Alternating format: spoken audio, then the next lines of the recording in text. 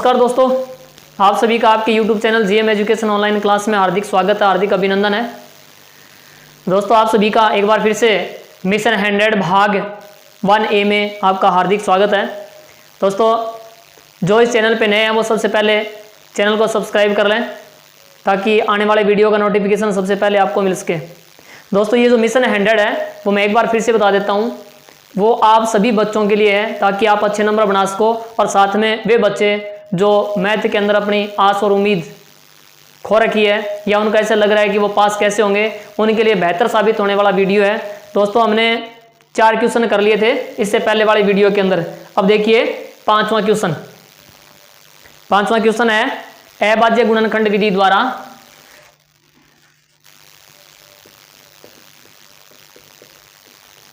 अभाज्य गुणनखंड विधि द्वारा 375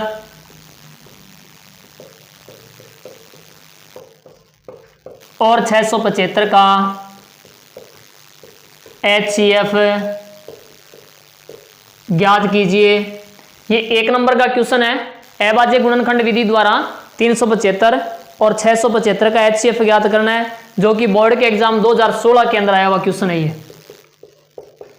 तो यहां देखिए आप HCF ज्ञात करने की आपके पास में 2 विधि है। एक तो भाग विधि होती है और भाग विधि की सहायता से यूक्लिड विभाजन एल्गोरिथम प्रमेय शायद याद आ गई होगी, उसकी सहायता से आपने HCF ज्ञात किया है। और दूसरी अभाज्य गुणनखंड विधि के द्वारा। तो यहां विधि का नाम दिया हुआ है कि आपको अभाज्य गुणनखंड विधि द्वारा HCF ज्ञात करना है, तो आपको केवल अभाज्य गुणनखंड विधि द्वारा ही HCF ज्ञात करना होगा। तो सबसे पहले हम 375 के अभाज्य गुणनखंड कर लेते हैं। 375 है, 375 के अंदर 2 का भाग तो नहीं जा रहा है, 2 का नहीं जा रहा तो 3 का देखते हैं। 3 के लिए आप इन अंकों को जोड़िए, 5 और 7 12 हो गए, 12 और 3 15। ये 3 के पहाड़े में आते हैं, यानी 3 के भाज्यता का नियम यही है कि जो भी संख्या दी जाए उनके अंकों को आप जोड़ लीजिए। अगर अंकों का योग 3 का गुणज है या 3 के पहाड़े में आता है तो उसमें 3 का भाग पूरा पूरा जाएगा। तो इसमें 3 का भाग कितनी बार जाएगा? 125 बार। और 125 फिर से देखते हैं 3 का जा रहा है कि नहीं जा रहा है, इनको जोड़िए आप। तो 5 और 2 7 और 1 8 हो गया। 8 3 के पहाड़े में आते नहीं है, मतलब इसमें 3 का भाग नहीं जाएगा। तो किसका जाएगा? 5 का कितनी बार? 25 बार। 25 में 5 का 5 बार, 5 में 5 का 1 बार। और 675 के अंदर 2 का भाग नहीं जा रहा है तो 3 का देखते हैं। 3 के लिए इनको जोड़िए आप, 5 और 7 12, 12 और 6 कितने हो गए? 18 हो गए। तो 18 3 के पहाड़े में आता है, यानी कि 18 3 का गुणज है, तो इसमें 3 का भाग पूरा पूरा जाएगा। कितनी बार? 225 बार। 225 में फिर से 3 का भाग जा रहा है, क्योंकि 5 और 2 7 और 2 9 होते हैं। 9 3 का गुणज है या 3 के पहाड़े में आता है, तो 3 का भाग इसमें पूरा पूरा जाएगा। कितनी बार? 75 बार। 75 में 3 का जाएगा, 7 और 5 12 हो रहे हैं, तो कितनी बार? 25 बार। 25 में 5 का 5 बार और 5 में 5 का 1 बार। यानी 375 के टुकड़े क्या क्या हो गए? 375 के टुकड़े हो गए 3 गुणा 5 गुणा 5 गुणा 5। और 675 के टुकड़े 3 गुणा 3 गुणा 3 गुणा 5 गुणा 5। तो हमें ज्ञात करना है 375 और 675 का HCF। तो HCF के अंदर वो टुकड़े लिए जाते हैं जो दोनों के अंदर मौजूद हो और सबसे कम बार हो। अगर कोई टुकड़ा एक के अंदर है दूसरे में नहीं है तो वो हम नहीं ले सकते। तो ये बात आप ध्यान में रखना कि HCF ज्ञात करने के लिए वो टुकड़े लिए जाते हैं जो दोनों के अंदर मौजूद हो और सबसे कम बार हो।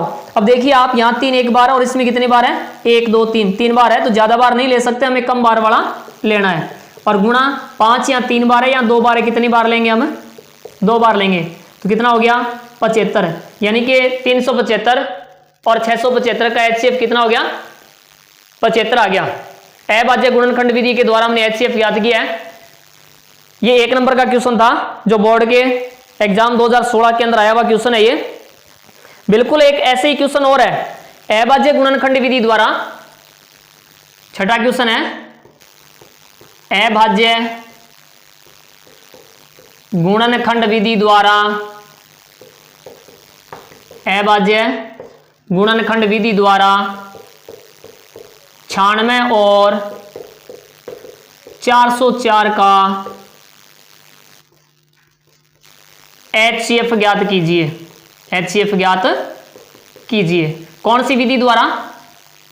अभाज्य गुणनखंड विधि के द्वारा। तो ये 1 नंबर का क्वेश्चन है जो बोर्ड के एग्जाम 2013 में आया हुआ है क्वेश्चन है ये क्वेश्चन 2013 के अंदर आया था। दोस्तों एक बार मैं फिर से बता देता हूं, मेरा उद्देश्य ये है कि आप ज्यादा से ज्यादा मैथ के अंदर नंबर प्राप्त कर सको, अंक प्राप्त कर सको। और ये जो मिशन है 100, इसके अंदर मैं 2013 से लेकर के 2022 तक जितने भी बोर्ड के एग्जाम हुए हैं उन सब के अंदर आपकी टेक्स्ट बुक में से आए हुए क्वेश्चन उनको मैं यहां सोल्व करवा रहा हूं, ताकि आपको पता चल सके कि बोर्ड के एग्जाम में किस प्रकार के क्वेश्चन पूछे जाते हैं। तो ये प्रश्नावली वाइज यानी कि चैप्टर वाइज ये क्वेश्चन होंगे।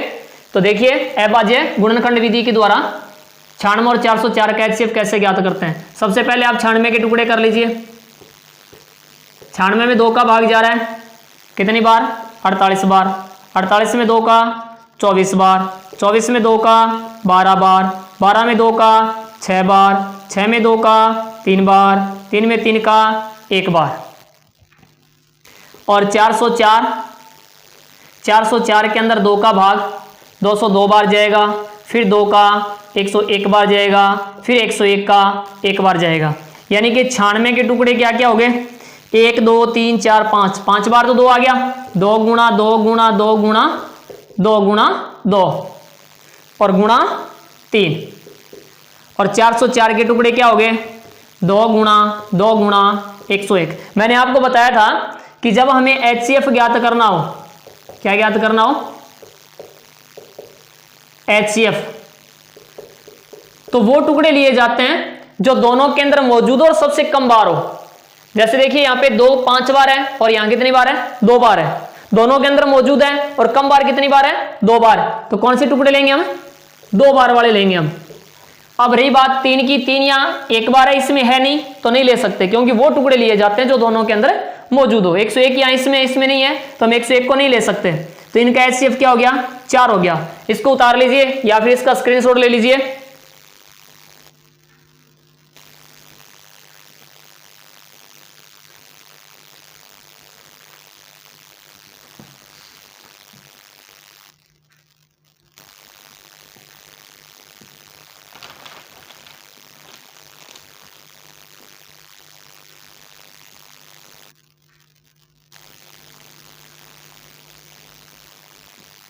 तो आपने उतार लिया होगा। अगला क्वेश्चन देखिए, 7वां।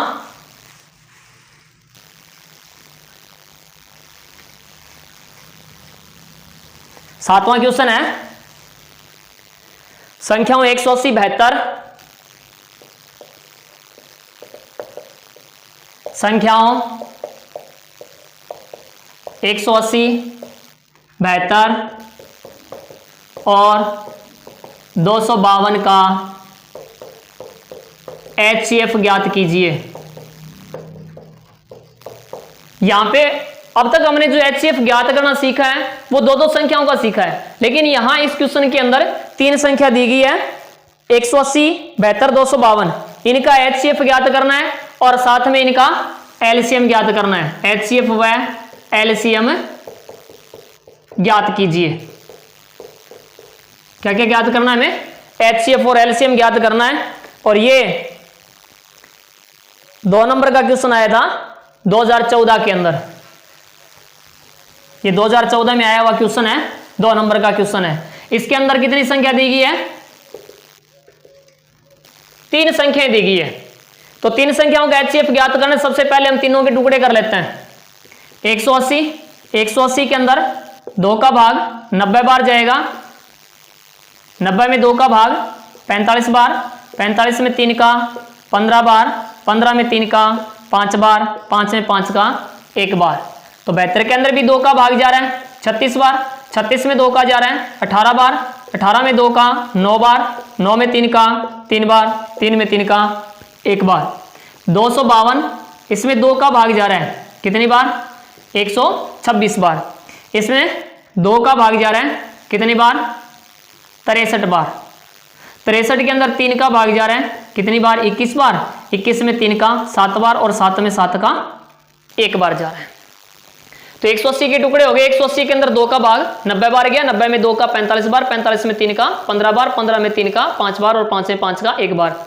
72 में 2 का 36 बार, 36 में 2 का 18 बार, 18 में 2 का 9 बार, 9 में 3 का 3 बार, 3 में 3 का 1 बार। और 252 के अंदर 2 का भाग 126 बार जा रहा है, 126 में 2 का 63 बार जा रहा है। अब 63 में 2 का भाग जा नहीं रहा है तो 3 का देखते हैं, 3 के लिए दोनों को जोड़ेंगे 9 हो गए, 9 3 का गुणज होता है या 3 के पहाड़े में आते हैं, इसलिए इसमें 3 का भाग पूरा पूरा जाएगा। कितनी बार? 21 बार, 21 में 3 का 7 बार और 7 में 7 का 1 बार। तो 180 के टुकड़े क्या क्या हो गए? 180 के हो गए 2 गुणा 2 गुणा 3 गुणा 3 गुणा 5। और 72 के टुकड़े हो गए 2 गुणा 2 गुणा 2 गुणा 3 गुणा 3। और 252 के टुकड़े हो गए 2 गुणा 2 गुणा 3 गुणा 3 गुणा 7। हमें इनका एक तो HCF ज्ञात करना है और दूसरा क्या ज्ञात करना है? LCM। तो HCF के अंदर वो टुकड़े लिए जाएंगे जो तीनों के अंदर मौजूद हो और सबसे कम बार हो। यहां देखिए 2 बार है और यहां 2 3 बार है, यहां 2 बार है, तो कम बार कितनी बार हुए? 2 बार। कितनी बार लेंगे हम? 2 बार। और फिर उसके बाद में 3 यहां 2 बार है, यहां 2 बार है और यहां 2 बार है, तो कितनी बार लेंगे? 2 बार। अब 5 यहां इसमें 1 बार है बाकी में नहीं है तो नहीं ले सकते, 7 यहां 1 बार है बाकी में नहीं है तो नहीं ले सकते।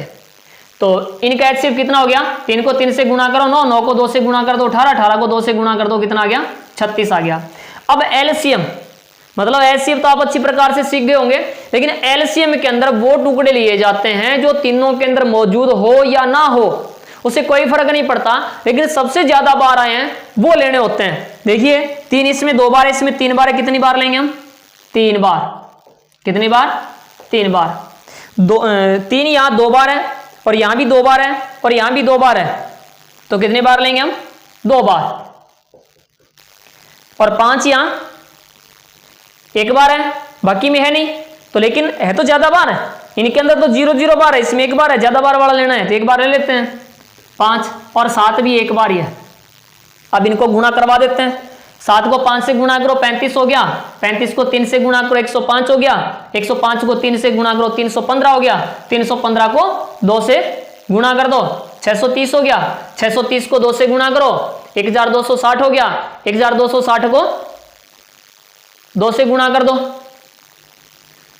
1260 को 2 से गुणा कर दो तो ये हो गया 2520। तो LCM कितना आ गया? 2520। दोस्तों या तो इसको उतार लीजिए या फिर इसका स्क्रीनशॉट ले लीजिए। ये 2014 में आया हुआ क्वेश्चन है। अभी एक छोटा सा क्वेश्चन है और है, संख्या 65 और 117 का मैसे ज्ञात करना है। 8वां क्वेश्चन, संख्या 65 और 117 का मैस है ज्ञात कीजिए। यह क्वेश्चन 1 नंबर का है, 2022 में बोर्ड के एग्जाम में आया हुआ क्वेश्चन है। ये 65 और 117 का हमें मैस है यानी कि महत्तम समापवर्तक यानी कि HCF ज्ञात करना है। क्या ज्ञात करना है? HCF ज्ञात करना है। 2022 में ये क्वेश्चन आया था। तो पहले हम इनके टुकड़े कर लेते हैं। 65 के टुकड़े करेंगे, 65 के अंदर 2 का भाग नहीं जा रहा है तो 3 के लिए इन दोनों को जोड़िए आप, 6 और 5 11 होते हैं, 11 3 के पहाड़े में नहीं आते, मतलब इसमें 3 का भाग नहीं जाएगा। तो कितने का देंगे हमें? 5 का देंगे। कितनी बार जाएगा? 13 बार। और 13 का 1 बार। 117 के अंदर है, 2 का भाग नहीं जा रहा है, 3 के लिए इनको जोड़ो आप, तो जोड़ेंगे तो 7 और 1 8 और 1 9 होता है, 9 3 के पहाड़े में आता है, मतलब इसमें 3 का भाग जाएगा। कितनी बार जाएगा? 39 बार। कितनी बार? 39 बार। 39 में 3 का 13 बार और 13 का 1 बार। 65 के टुकड़े क्या हो गए? 65 के टुकड़े हो गए 5 गुणा 13 और 117 के टुकड़े हो गए 3 गुणा 3 गुणा 13। हमें ज्ञात करना है HCF। तो HCF के अंदर वो टुकड़े लिए जाते हैं जो दोनों के अंदर मौजूद हो और सबसे कम बार हो। तो यहां देखिए 5 इसमें नहीं है तो 5 को नहीं ले सकते। अब 3 इसमें 2 बार इसमें नहीं है तो नहीं ले सकते, लेकिन 13 दोनों में एक बार है, 13 ले लीजिए। इनका HCF क्या हो गया? 13 हो गया। इसको उतार लीजिए या फिर इसका स्क्रीनशॉट ले लीजिए।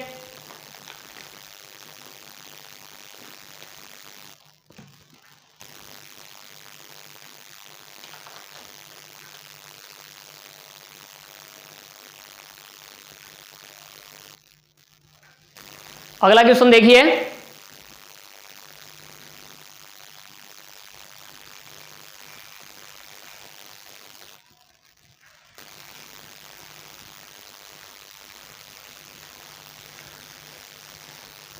इनसे थोड़ा हटके क्वेश्चन है, यानी कि आपकी जो पहली प्रश्नावली है वास्तविक संख्या है उसके अंदर आपने दशमलव प्रसार पढ़ा होगा। मतलब बिना लंबी विभाजन प्रक्रिया बताइए कि दशमलव प्रसार शांत है या अशांत है। अगर शांत है तो ज्ञात कीजिए, अगर अशांत आवर्ती है तो हमें कुछ नहीं करना है। बिल्कुल ऐसे ही क्वेश्चन है एक जो बोर्ड के एग्जाम 2014 में आया था। क्वेश्चन है संख्या 3/625 का दशमलव प्रसार, संख्या 3/625 का दशमलव प्रसार शांत है या अशांत आवर्ती। यदि शांत है तो बिना लंबी विभाजन प्रक्रिया के, बिना लंबी विभाजन प्रक्रिया के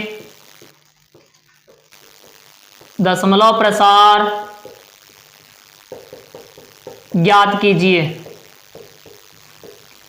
ये क्वेश्चन को फिर से देखिए आप। संख्या 3/625 का दशमलव प्रसार शांत है या अशांत आवर्ती है।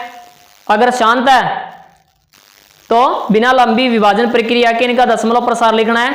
2014 में ये क्वेश्चन आया था, 2014 के अंदर क्वेश्चन आया हुआ है। और बिल्कुल ऐसे ही एक क्वेश्चन हो रहा है, नेक्स्ट क्वेश्चन 7/80। 7/80 ये हमें भिन्न दी गई है और हमें बताना है कि इसका दशमलव प्रसार शांत है या अशांत है। अगर शांत है तो बिना लंबी विभाजन प्रक्रिया के इनका दशमलव प्रसार ज्ञात करना है, जो 2 नंबर का क्वेश्चन आया था 2020 के अंदर। ये 2020 में 2 नंबर का क्वेश्चन आया हुआ है और ये 1 नंबर का क्वेश्चन 2014 में आया था। अब देखिए आप, मतलब दशमलव प्रसार कैसे ज्ञात करते हैं। तो दशमलव प्रसार शांत है या अशांत है, शायद आपके विद्यालय के अंदर पहली प्रश्नावली आपकी हो चुकी होगी, तो थोड़ा थोड़ा याद भी आ रहा होगा कि दशमलव प्रसार शांत है या अशांत है। बिना भाग दिए कैसे पता करेंगे। देखो इसके लिए छोटा सा तरीका है, ज्यादा कुछ याद नहीं रखना है। अगर कोई भी भिन्न दी जाए, सबसे पहले उसके बट्टे में जो दिया गया उसके अभाज्य गुणनखंड कर लेते हैं। जैसे 3/625 है तो 625 के हम टुकड़े करेंगे तो इसके टुकड़े हो जाएंगे 5 × 5 × 5 × 5, यानी कि 5 की घात कितनी होगी? 4 होगी। तो इसको हम ऐसे लिख सकते हैं 3/5 की घात 4। यहां बट्टे में देखिए केवल एक ही संख्या ही है 5। अब बस केवल आपको भिन्न का हर देखना है, हर यानी कि बट्टे में जो दिया गया वो देखना है। अगर किसी भिन्न के बट्टे के अंदर 2 की कोई न कोई घात आ जाए, केवल 2 की आ जाए घात, तो दशमलव प्रसार शांत होगा। क्या होगा? शांत होगा। अगर बट्टे में 5 की कोई न कोई घात आ जाए, केवल 5 की आनी चाहिए, तो भी दशमलव प्रसार क्या होगा? शांत होगा। अगर बट्टे में 2 की कोई न कोई घात आ गई और 5 की कोई घात आ गई, 2 की कोई न कोई घात आ गई और 5 की भी कोई न कोई घात आ गई, यानी कि केवल 2 की आई है, मतलब 2 का अर्थ हो गया 2 और 5, इन दोनों का, दोनों की घात आ गई, तो भी दशमलव प्रसार क्या होगा? शांत होगा। अब अशांत कब होगा? जब देखिए यहां पे केवल 2 है मतलब शांत है, यहां पे केवल 5 है शांत है, यहां पे दोनों है 5 और 2 तो भी शांत है। तो अशांत कैसे होगा? जब इनके साथ में कोई और संख्या आ जाए, तो 3 आ गया, 5 आ गया, 5 तो आ ही रहा है, 3 आ गया, 7 आ गया या फिर 11 आ गया, कोई भी मतलब अलग संख्या आ जाए तो इनका दशमलव प्रसार क्या हो जाएगा? अशांत आवर्ती हो जाएगा। तो ये अगर समझ में आए तो आप देख के बताओ, आप इसका दशमलव प्रसार क्या है? शांत है। तो क्या लिखोगे आप? दी गई भिन्न का हर 2 की घात m गुणा 5 की घात n के रूप का है। अतः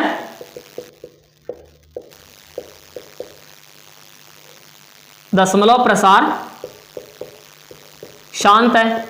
अब अगर दशमलव प्रसार शांत है तो इन्हें बिना लंबी विभाजन प्रक्रिया के दशमलव प्रसार ज्ञात करना है। बिना लंबी विभाजन प्रक्रिया के दशमलव प्रसार ज्ञात करना है। कैसे ज्ञात करोगे? देखिए आप एक बार फिर से लिख लेते हैं।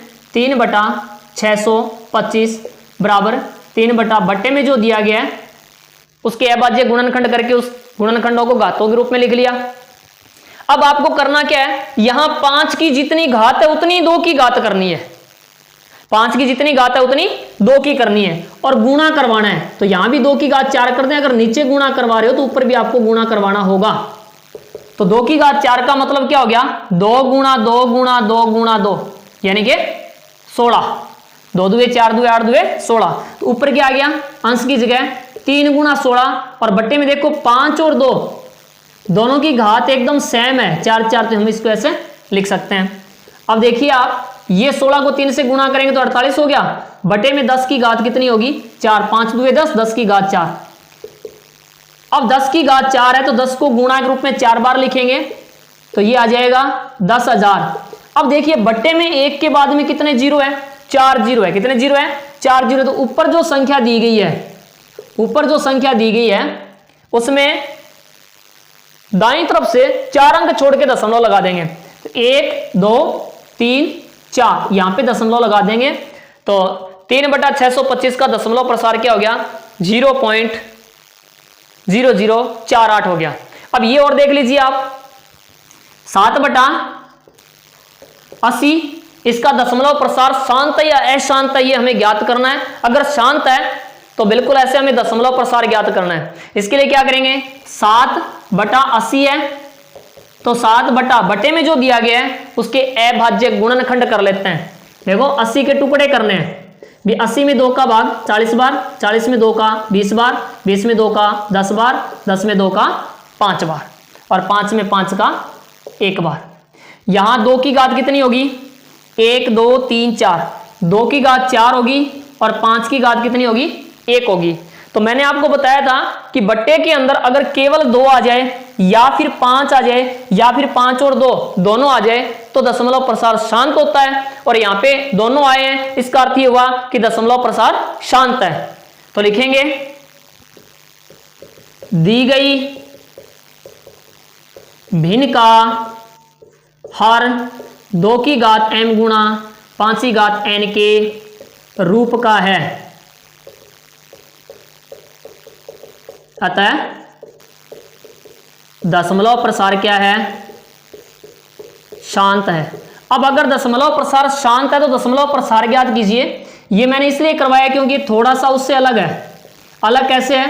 देखिए इस क्वेश्चन के अंदर तो बट्टे में केवल 5 ही था और यहाँ पे 2 और 5 दोनों है। तो घात हमें 2 की और 5 की समान करनी है।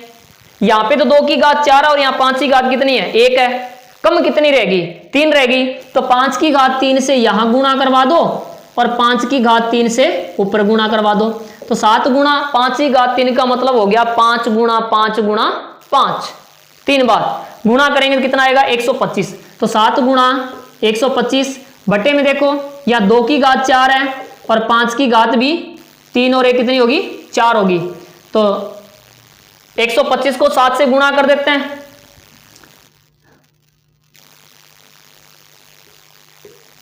875। 5 7 35 हो गए, हाथ में रह गए 3। 12 7 84 और 3 87। बटे के अंदर 2 की घात 4 है, 5 की घात 4 है, यानी कि 2 गुणा 5 इनकी कॉमन घात कर देते हैं 4। अब इनको गुणा करेंगे तो कितना आ जाएगा? 875 बटा 10 की घात 4। अब 10 की घात 4 है तो 10 को गुणा के रूप में कितनी बार लिखेंगे? 4 बार लिखेंगे। तो क्या आ जाएगा? 10,000। अब बटे में 1 के बाद में 4 जीरो है तो ऊपर जो संख्या दी गई है उसमें उस तरफ से यानी कि दाईं तरफ से 4 अंक छोड़ के दशमलव लगा दीजिए। 1 2 3 तो है ही, चौथा पूरा करने के लिए 0 लगा दिया, तो 0.0875 उतार लीजिए या फिर इसका स्क्रीनशॉट ले लीजिए।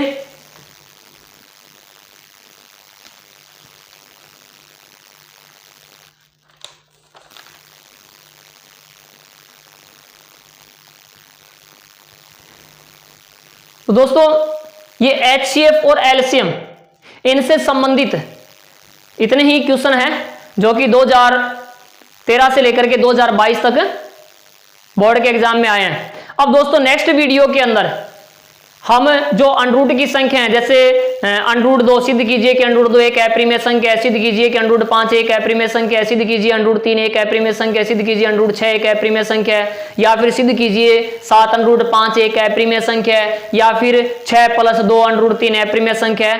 तो इन अपरिमेय संख्याओं को सिद्ध करना सीखेंगे। मिलते हैं दोस्तों नेक्स्ट वीडियो के अंदर। और आपसे एक बार फिर से मेरी गुजारिश है कि दोस्तों वीडियो को ज्यादा से ज्यादा शेयर करो और जहां तक हो सके वहां तक हर बच्चे तक ये वीडियो पहुंचाइए। जय हिंद, जय भारत।